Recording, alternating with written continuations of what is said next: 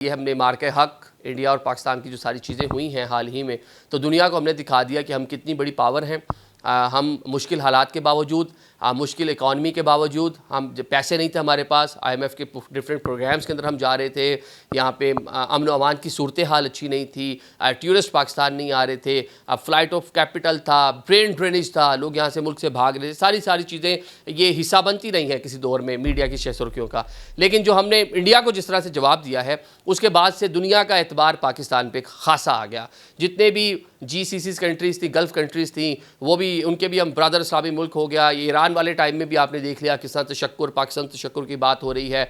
दुनिया के 3 बड़ी जो पावर्स हैं, अमेरिका वो डायरेक्टली आपके साथ राब्ते में आ गया। किसी टाइम में यहाँ पे प्राइम मिनिस्टर थे खान साहब, उनको एक कॉल नहीं आती थी और इस टाइम वो आपके आर्मी चीफ को बुला के मिल रहे हैं। हर दूसरे दिन मार्को रूबियो जो सेक्रेटरी ऑफ स्टेट है वो प्राइम मिनिस्टर को फ़ोन कर रहे हैं, JD वैंस फ़ोन कर रहे हैं। तो ये आपका कह लें कि आप ऊपर चले गए ना, आप अपलिफ्ट हो गए, आपका जो लेवल था इस रीजन के अंदर।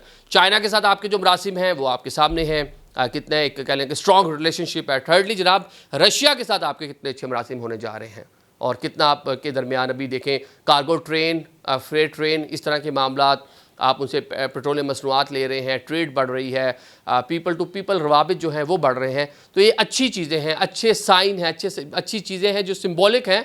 लेकिन आहिस्ता आहिस्ता दुनिया को रियलाइज़ हो रहा है कि पाकिस्तान एक बड़ा मुल्क है, एक बड़ी पावर है, इसको ऐसे निगेट, ऐसे छोड़ा नहीं जा सकता था। तो ये वो अवामिल हैं कि आपका पासपोर्ट टॉप 100 में आ गया है।